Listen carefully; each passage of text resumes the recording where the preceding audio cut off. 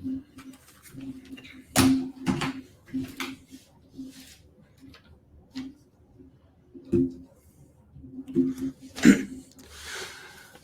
hello everyone, and welcome to today's webinar about how to design and simulate bow-tie 5G antenna using HFWorks. My name is Amin. I am RF specialist, application engineer at HFWorks. So here is a brief overview of today's presentation.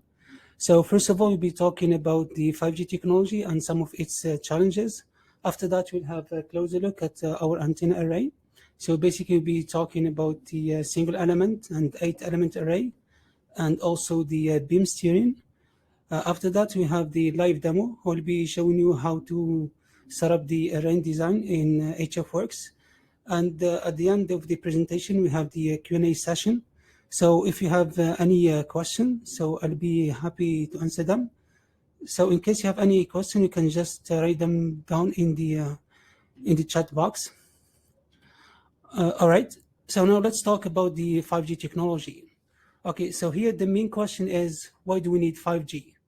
With Internet of Things and other network devices demanding faster and more reliable connectivity, combined with exponential data growth, 4G technology simply isn't enough.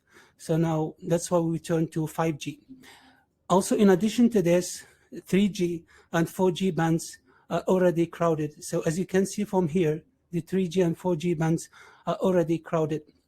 So in order to have high data rate and low latency, so we need to go for other bands. So since for the millimeter wave band, as we'll see later, is mostly unused. So for the 5G technology, basically we have two main frequency bands. So we have the sub-6 gigahertz band and the millimeter wave band. So for the sub-6 gigahertz band, so basically it's used indoor, and also it's used in rural areas. So simply here, because now the wave, it can travel at a relatively long distance, and also it can penetrate walls and obstacles, unlike the millimeter wave. So for the millimeter wave band, basically it's used in frequency from 26 to 30 gigahertz. And it's used mainly in over smaller, heavily populated areas, such as sports stadiums, malls. And the problem with this millimeter wave, as we see later, is that they cannot penetrate walls because it's a high frequency, and also they can only travel at short distances. All right, so now let's talk about some of the challenges of the millimeter 5G frequencies. So now, as you know, that when we go high in frequency, now the wavelength gets shorter. So now the wave experiences more atmospheric attenuation. So first we have several attenuation. So one, we have the what we call the rain fade. So as you can see here, so starting from 11 gigahertz, so our wave experiences attenuation from the rain. Also on right here, our wave starting around the 24 gigahertz. So the wave now starts experiencing another attenuation from the oxygen. Of course, also we have another attenuation from the water vapor, but this is around 43 gigahertz.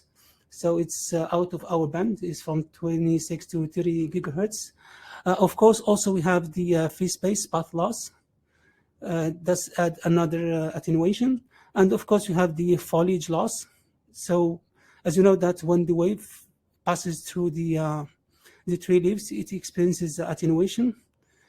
Okay, so now also we have what we call the multipath loss.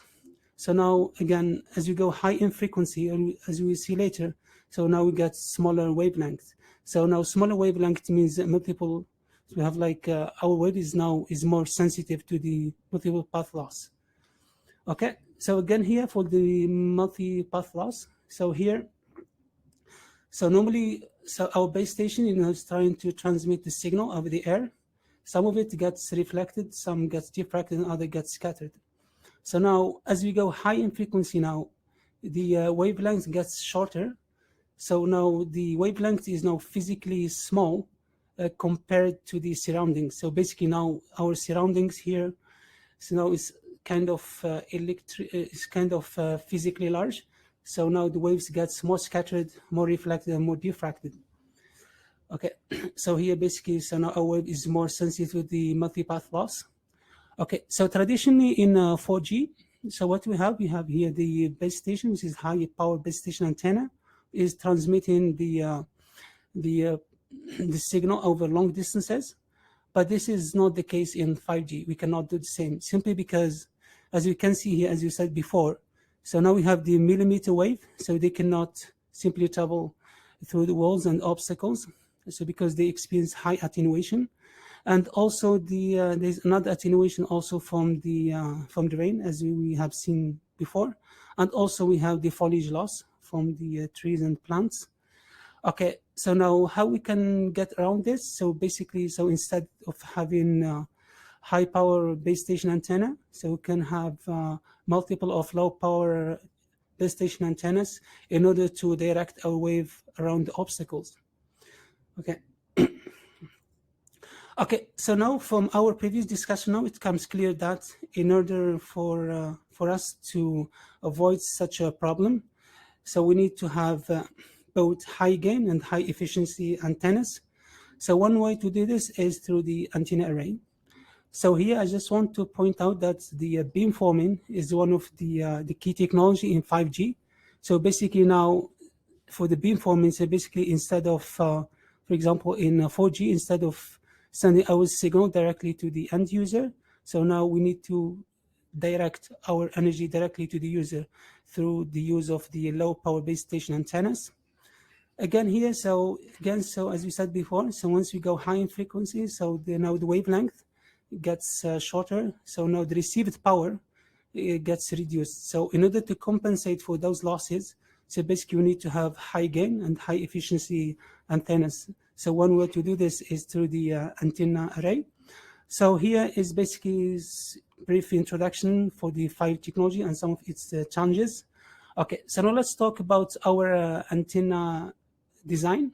So now our target is to have an antenna that is operating from 26 to 30 gigahertz with a gain of greater than 10 dB. And of course, we want our antenna to be low cost. So here is the, we have a substrate of RF4 with a thickness of 0.94 millimeter.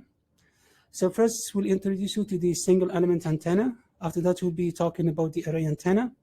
So here basically we have bow tie antenna. So it has a length of lambda over 2 and the width of lambda over 3. So basically our antenna is electrically large. So we should expect our antenna to be efficient. Okay, so traditionally for the bow tie antenna, it has the triangular shape, but here we have sort of the circular arc. So the reason for this is just to enhance the bandwidth. Also, we have the those 4 holes. So those 4 holes basically they just increase the electrical path for the electrical current. So in order to increase the size of the antenna. Also, so of course this is the microstrip antenna. As you know that the microstrip antennas are widely used in 5G technologies due to their compactness, high efficiency, and easy integration in monolithic microwave integrated circuit, MMIC for short. Okay, so here again, so we have also, but I just want to mention something here. So for the microstrip antennas, basically they have one of the problem is this. They have a limited bandwidth. So for us, we use the bow tie antenna. So because for when you use the bow tie antenna, so we can have a wider bandwidth. Okay, so in HFWorks, basically we can do what we call fast and discrete frequency sweep. So for fast, for example, let's say if you want just to see your S parameters, so you can just first do fast sweep to get the let's say return loss. So when everything is fine, then you can do the discrete frequency. So you can have your, for example, antenna analysis and other frequencies. Okay, so now let's look at the antenna performance of first of the single element antenna. So as we said before, so the frequency is from 26 to 30 gigahertz.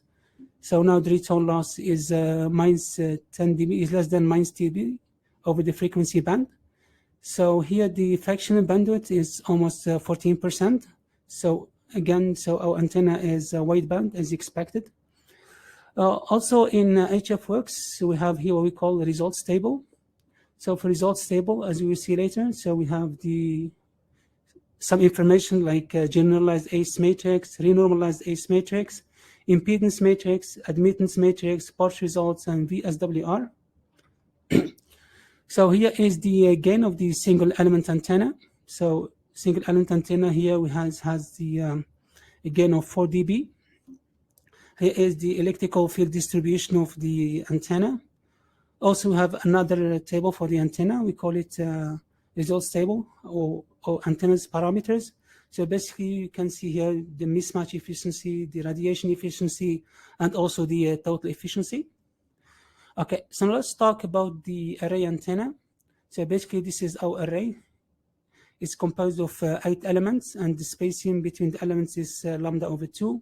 So this is the top view, and this is the bottom view. Okay, so here again we have the return loss. So basically, we should have 8 ports, but because of symmetry, we only plotted the 4 ports. So the other 4 ports will be the same. So again, indeed, here, as you can see, the return loss for our ports is less than minus 10 dB over the frequency band. Now let's look at the insertion loss. So insertion loss for the ports is less than 11 dB. So indeed, now there's a little of coupling between the antennas. So basically, our antennas are isolated.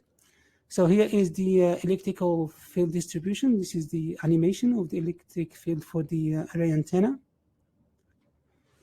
Okay, so here is the gain of the 8-element array. So it's almost 12 dB. As you know that for the 5G mobile phone antennas, they expect to have a gain of 12 dB and 24 dB for the base station. So here is the total efficiency, both for single element and for the array antenna.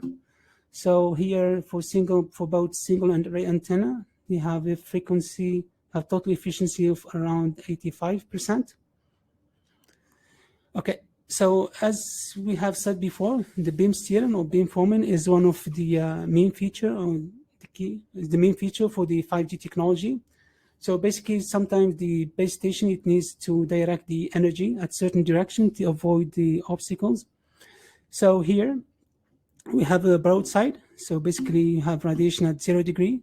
So now let's say if you want to direct our radiation at 15 degree.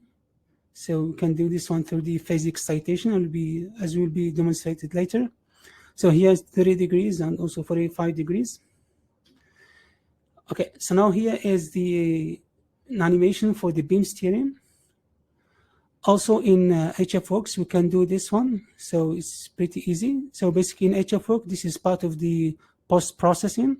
So once you're done with your simulation, you can just go ahead and enter your phase excitation values, and then you can just steer your beam at any direction you want. Okay. So now let's have a live demo where we'll be showing you how to set up the antenna array study in HFWorks. Okay, so first of all, HFWorks is fully embedded in SolidWorks. And so basically we have the SolidWorks interface to construct our geometry. And also we have the HFWorks interface to do our, let's say, in our case, antenna study. Also, I want to mention here that HFWorks is gold certified by SolidWorks. So basically, one of the powerful features of HFWorks is that you don't need to import or export your CAD. So you can just construct your CAD here and then go ahead and do your analysis in HFWorks. So for our case today, so we have 2 configurations. So one for the single element, one for the array element. So basically, for example, if you have single element, if you do any changes in the single element, then these changes can automatically propagate to the array. Okay, so now let's show you how to first design a single element antenna. Okay, so here in HFWorks, so once we construct our geometry, so we come here and we right click. So we have antennas, we have basically 4 main studies. We have the antennas as parameter, we have TDR and resonance. today, since we are dealing with the antennas, so we'll be just focusing our analysis on the antennas. Okay, so for example, you come right here, you do antennas. So from general properties, so we have the parameterization. Sometimes, for example, you want to study the effect of changing the antenna's dimensions, so you can do that through parameterization. Also, you can, if you want to see, for example, the gain or the far field, so you can just click here. Also, as we said before, we have fast sweep and you have discrete sweep. So basically for the fast sweep, so we're just solving at one single frequency and interpolating for other frequencies. Also here we have the mesh option. So we have the manual mesh. So if you know how to do it, otherwise you can just set it to adaptive and the software will figure it out for you. Also we have the thermal coupling. Sometimes maybe we are interested for the thermal or the temperature distribution. Okay. So now once we're done with this, so we hit here, okay. Okay, so once we define our study and we come here, so the first thing we do is to apply material. So here we have the air. So we go here, apply material. So in HFWorks, we have a library for the material. So here you can, so we can use the already used, you have some built-in material. So you can just go ahead here and apply your material. Also, you can load your material library. Also, you can also construct your material library. So from here, since we want the air, so we just click here and click OK. So now for the substrate, okay, so now apply material. So for the substrate, there are like several materials here. So for us, we are doing this one. Okay, also we have like several materials. We have Rogers, we have Mitsubishi for several companies. So here, since we are doing FR4, so we just type here and the apply material. So once we're done with our material now, so we need to apply boundary condition. So first we'll be constructing the, first we'll define our port. So you just come here and then you choose the face. So now you need to apply your ports and you choose, okay, so here we have several ports. So we have port, we have lamp port, we have PEC, we have PMC, we have also the radiation boundary or absorbing boundary. We have also the signal. So here, since we're interested about the ports, so we hit OK. So now we need to choose the faces. So this is the first face. This is second, this is the third face of the port. So the next one is the radiation boundary or the absorbing boundary. So now we choose the face right here, this one and this one. So we do this, so you choose all those absorbing boundaries.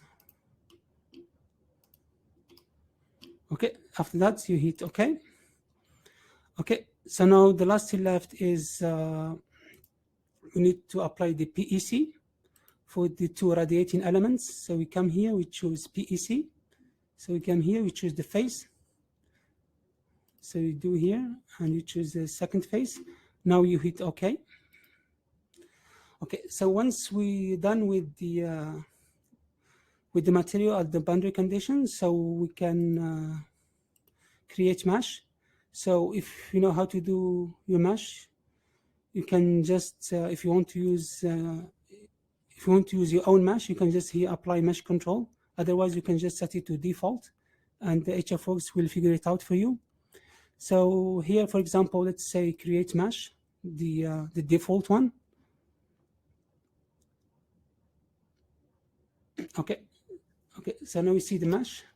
So let's say now you want, let's say, a finer mesh. So we come here, so apply mesh control. So now let's say you want this face to apply finer mesh. So you come here and say extract edges. So once you extract edges, let's say now we want it, let's say 0.1. And then you click, after that you click OK. Okay, so once we're done, now we said, okay, now create mesh.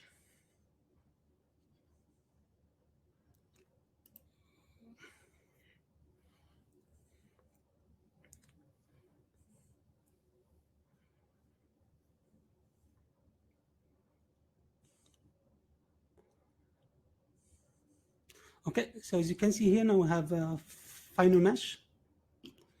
Okay, so once we are done with the mesh, so after that we right click, we said run. So after we run our study, first we have here results table.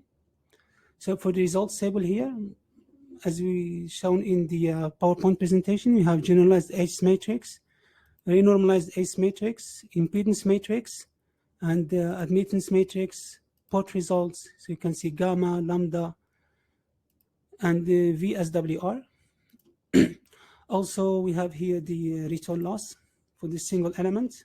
Let's say if you want to plot the return loss, you come here, you right click, you do 2D plot, and then you choose the parameter that you want to plot. So here we have S parameter, VSWR, and other parameters. Okay, so now also we have the another table called the antennas parameter. So this is the results table. So here, let's say if you want, for example, to see the mismatch efficiency, so just right here, the radiation efficiency, the total efficiency. So now here, so this is the 3D plot for the gain. So if you want to do it, you just right click here, you do polar plot, you do polar plot 2D and do the fringe.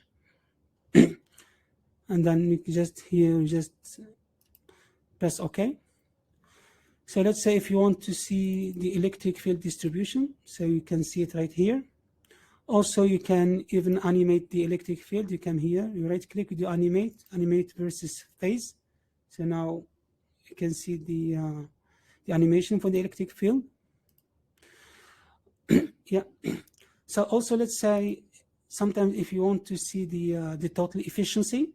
So for the total efficiency, since we need to solve for each frequency, here we need to apply the discrete sweep. So right here, so let's say if you want to plot the total efficiency. So here, for example, total efficiency, this is the blue one for single element, and also you can also plot the one for the array on the same graph. So we can just here, again, right click, 2D plot, and then you do antenna parameters. So from here, for example, you said, okay, so I want the total efficiency. Okay. Okay, so now we're done with the single element. So now let's move on to the array antenna. Okay, so here we need to activate our array study. To the activate array, so it takes a few seconds to load. Okay, so again, so this is our model. So this is the our ports. So again, as we said, we have to define our material and substrate. So first, apply boundary conditions. So here we have 8 ports, the absorbing boundary PEC. So we have also the mesh. So now we can see the return loss for the 4 ports. We can also do it for other 8 ports too. So this is the insertion loss of the port isolation. Okay, so here also, so we can see the gain for the array antenna. So you can also say the electric field distribution of the array.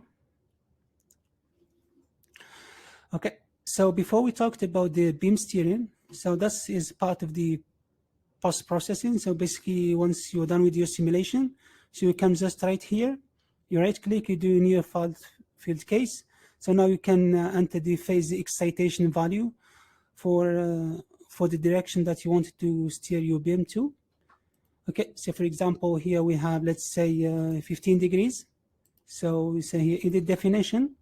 So now we enter the appropriate values to steer our beam at 15 degrees. So once you're done with that, you just click OK. So now, yeah, so we're done with this. And so now let's see the beam steering.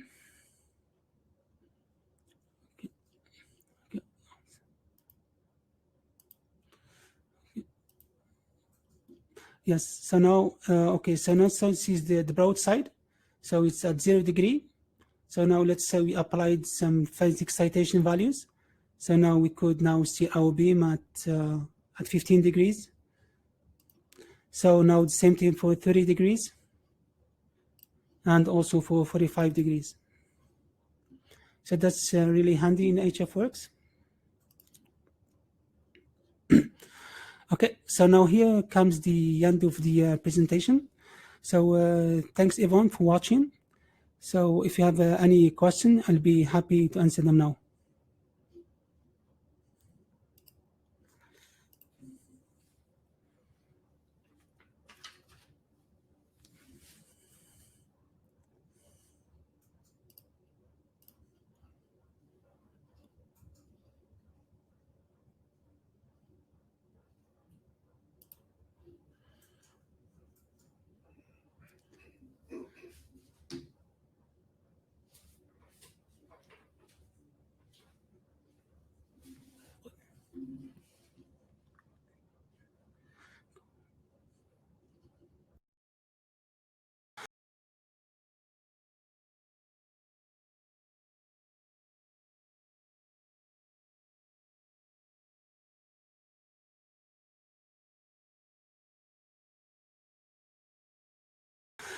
Okay, thanks, Mr. John, for your question. So first, if you want to do, let's say, copper instead of PEC, so I will show you my screen here. I'll start sharing my screen.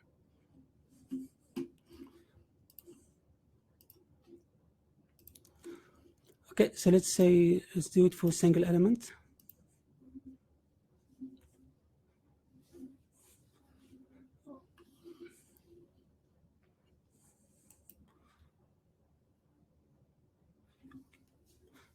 Okay, so now you can change, for example, instead of PEC, now you can choose imperfect electric conductor.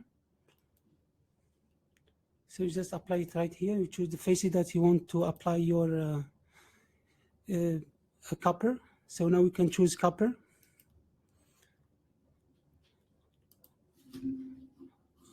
Okay, and you can change the thickness, for example, 0.1 or something.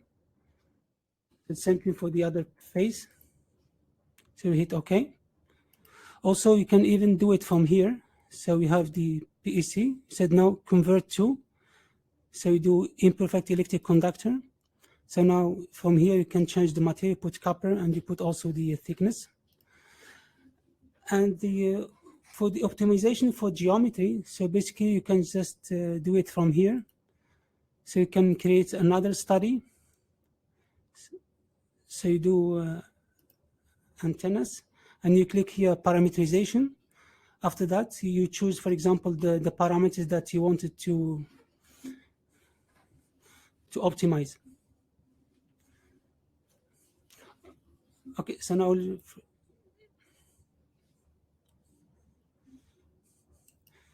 so we do now. So let's say now we set up the parameterization study. So let's say now we want, let's say, to change the thickness and see its effect. So now we need to change. So we need to choose the dimension that we want to change. For example, the thickness of the substrate, or let's say the width of the also the width of the radiating elements. So here you do OK, and then so after that you go to HFWorks. So we have now several scenarios. So edit definition. So now you can choose the range that you want. So we have several scenarios. So you can generate the scenario that you want. So after that you hit OK.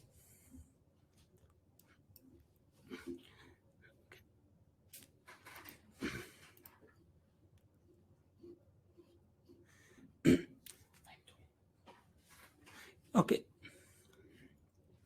Also, we can do a time domain, so using TDR. So here, so for example, here for single element, let's say here for the bow tie antenna, so you go study, so you do here time domain. So basically here TDR, you can do that one. So here again, we have a time sweep and also, some also frequency sweep, and so we have the meshing, the coupling again. So you can do it both in time domain or frequency domain.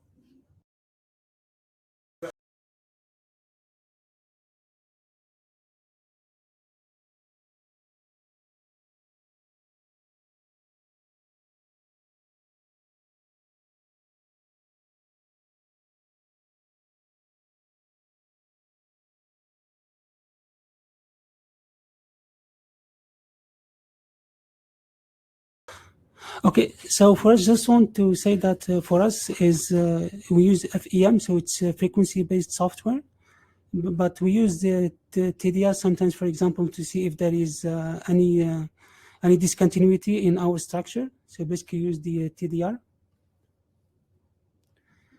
So is there any other questions? So Mr. John, did I answer your question?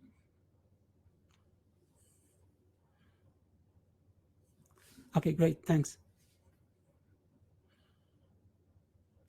So any other questions?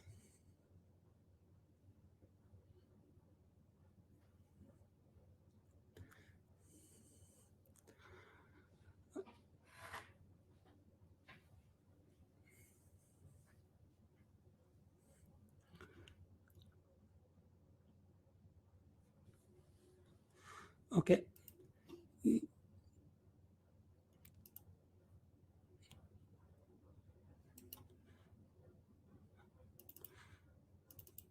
Okay.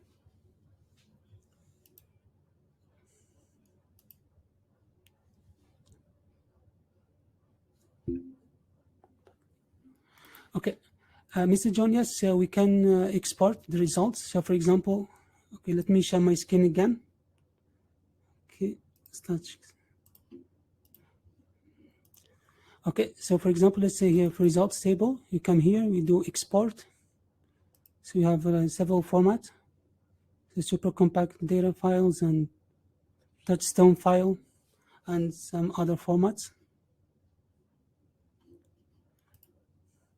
You can even print.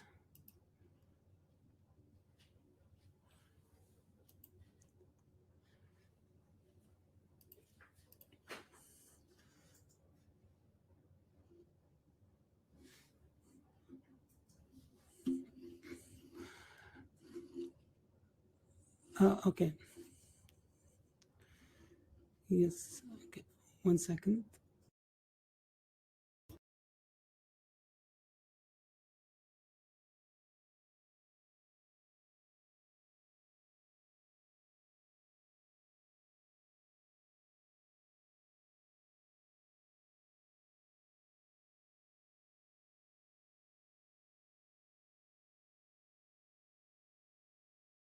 Okay, so this actually, if you want to export your geometry to be fabricated, so you can use the SolidWorks interface. So as it's shown here, so you said save as. Yeah, so now we have so many format here.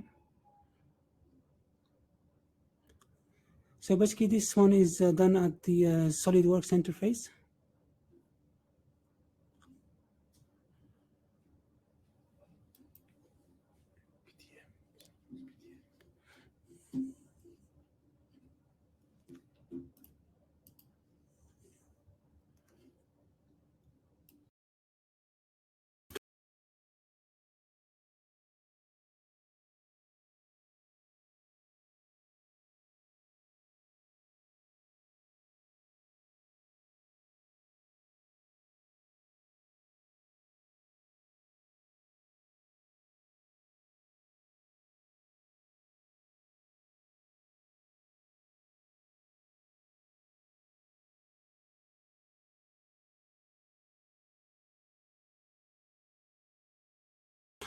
Okay, so okay. Also, like I just want to mention out here that for exporting geometry fabricated, so basically this is done at the SolidWorks interface.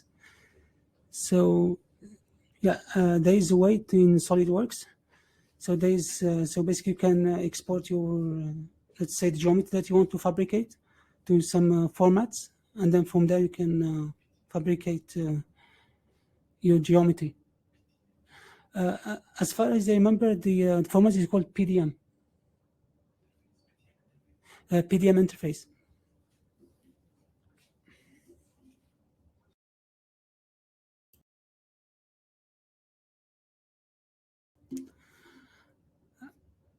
Is there any other questions?